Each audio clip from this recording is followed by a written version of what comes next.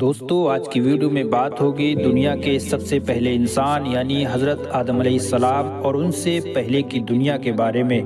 یعنی یہ ہم جانیں گے کہ آدم علیہ السلام سے پہلے یہ دنیا کیسی تھی اور اللہ تعالیٰ کی کون سی مخلوق رہا کرتی تھی۔ کیا اس دنیا میں سب سے پہلے جناتوں کا بسیرا ہوا کرتا تھا یا شیاطین رہا کرتے تھے یا پھر کوئی اور مخلوق بھی رہا کرتی تھی، اور ساتھ ہی ساتھ یہ بھی جانیں گے کہ اس دنیا میں سب سے پہلے آبادی کی شروعات کہاں سے ہوتی ہے اور کیسے کر کے ہوتی ہے۔ تو چلیے ویڈیو کو شروع کرتے ہیں، لیکن آپ سے ہماری چھوٹی سی ریکویسٹ ہے، پلیز اگر آپ ہمارے چینل پر نیو ہیں تو چینل کو سبسکرائب کر کے بیل آئیکن کو پریس کر دیجئے تاکہ اس طرح کی ایجوکیشنل اور ہسٹوریکل ویڈیوز آپ تک اور اچھے سے پہنچا سکیں۔ دوستو یہ بات تو آپ میں سے اکثر لوگ جانتے ہی ہوں گے کہ اس دنیا کا آغاز حضرت آدم علیہ السلام سے ہوا ہے، لیکن شاید آپ میں سے اکثر لوگ یہ نہیں جانتے ہوں گے کہ حضرت آدم علیہ السلام سے پہلے اس دنیا میں کیا ہوا کرتا تھا اور اللہ تعالیٰ کی کون سی مخلوق رہا کرتی تھی، یعنی انسان تھے یا پھر جنات تھے یا پھر کوئی اور مخلوق یہاں پر موجود تھی۔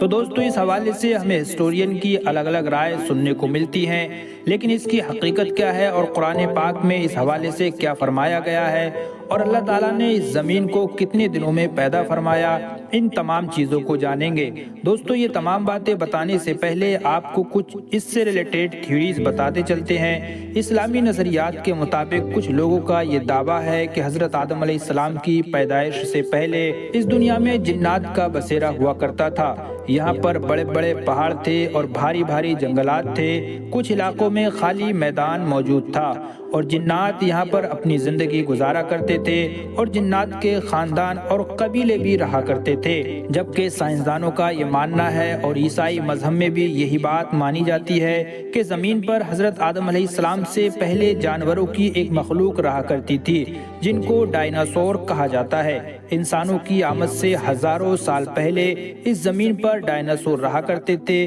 لیکن جیسے جیسے انسانوں کی پیدائش ہوتی چلی گئی ساتھ ساتھ ان کی نسلیں بھی ختم ہونے لگی تھی۔ اسی طرح کچھ لوگوں کے مطابق یہ زمین خلائی مخلوق کا مرکز تھی۔ مطلب یہ ہوا کہ اس زمین اور آسمان کے نیچے انسانوں کے علاوہ کوئی دوسری ہی مخلوق رہا کرتی تھی۔ دوستو ان ساری باتوں کی حقیقت کیا ہے اور ان چیزوں کو لے کر اللہ تعالیٰ نے قرآن میں کیا فرمایا ہے، تو ہم آپ کو بتاتے ہیں کہ اس دنیا کو اللہ رب العزت نے کتنے دنوں میں پیدا فرمایا۔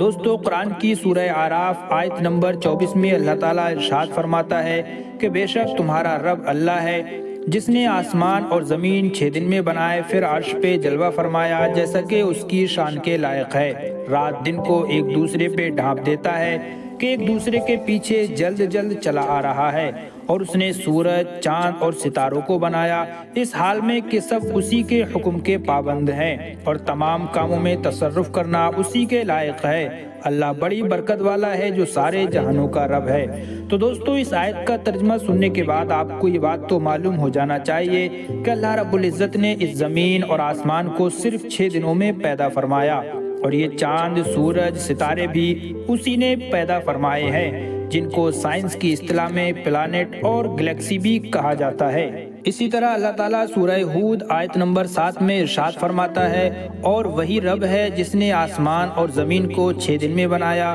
اور اس کا عرش پانی پر تھا۔ دوستو حدیث پاک میں آتا ہے کہ آپ صلی اللہ علیہ وسلم سے اس دور کے لوگوں نے دریافت کیا تھا کہ یا رسول اللہ صلی اللہ علیہ وسلم، آسمانوں اور زمینوں کے پیدا کرنے سے پہلے اس دنیا میں کیا ہوا کرتا تھا؟ تو آپ صلی اللہ علیہ وسلم نے فرمایا کہ صرف اللہ تعالیٰ کی ذات تھی، نہ اوپر ہوا تھی اور نہ نیچے ہوا تھی، اور اس کا عرش پانی پر تھا، اور اللہ تعالیٰ نے قلم کو پیدا ہونے کا حکم دیا اور اس سے کہا لکھ، تو قلم نے لکھنا شروع کر دیا۔ دوستو اس طرح انسانوں کی آمد سے 50,000 سال پہلے ہی ہر چیز اور تمام مخلوقات کی تقدیر لکھ دی گئی تھی جو اللہ تعالیٰ کے علم میں تھی، اور اس کے قلم نے اس کے حکم کے مطابق لوح محفوظ پر لکھ دیا تھا۔ اسی طرح بخاری شریف میں آتا ہے کہ ایک بار آپ صلی اللہ علیہ وسلم کے پاس یمن سے ایک جماعت آئی اور آپ سے کہا کہ آپ ہم کو دین کی سمجھ اور ابتدائی تخلیق کے بارے میں بتائیے، یعنی یہ باتیں جاننے کے لیے آئے ہیں کہ آپ ہمیں بتائیے کہ اس دنیا میں سب سے پہلے کیا چیز تھی۔ تو آپ صلی اللہ علیہ وسلم نے اس جماعت سے فرمایا کہ اس دنیا میں سب سے پہلے صرف اللہ کی ذات تھی، اس سے پہلے کوئی چیز نہ تھی اور اس کا عرش پانی پر تھا، پھر اس نے لوح محفوظ پر ہر چیز لکھ دی، اور پھر آسمان اور زمین کو پیدا کیا گیا، یعنی شروعات میں پانی پر عرش کو پیدا فرمایا، پھر قلم کی پیدائش ہوئی اور اس نے سب کچھ لکھ دیا۔ اسی طرح اللہ رب العزت قرآن میں ارشاد فرماتا ہے، جب آدم علیہ السلام کی پیدائش ہو گئی اور ان کے جسم میں روح پھونک دی گئی تو اللہ تعالیٰ نے ان سے دنیا کی تمام چیزوں کے نام پوچھے۔ مفسرین فرماتے ہیں یعنی ان تمام چیزوں کے نام جو دنیا میں پیدا ہو چکی تھی اور کل قیامت تک پیدا ہونے والی ہیں۔ دوستو، علماء کرام فرماتے ہیں کہ قلم کے فوراً بعد لوح محفوظ کو پیدا کیا گیا اور اس کے بعد کائنات کی باقی مخلوقات کو، پھر آسمان کو، پھر زمین کو پیدا کیا گیا تھا۔ اسی طرح حضرت ابو ہریرہ رضی اللہ تعالیٰ عنہ سے روایت ہے کہ جناب کریم صلی اللہ علیہ وسلم سے دنیا میں چیزوں کے پیدا ہونے کے بارے میں پوچھا گیا،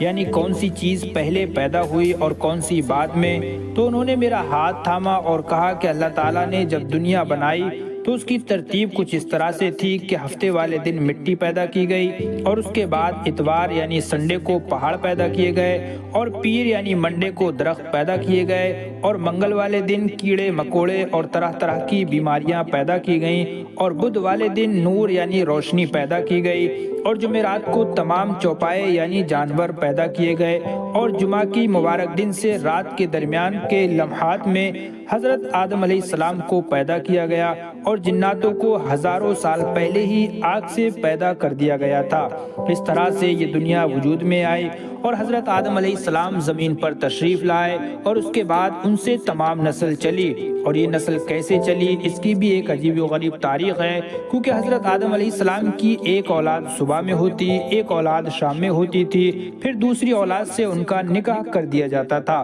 دوستو، تاریخ کے اس واقعے کو کسی دوسری ویڈیو میں بیان کریں گے، تب تک کے لیے آپ ہمارے چینل سے جڑے رہیے۔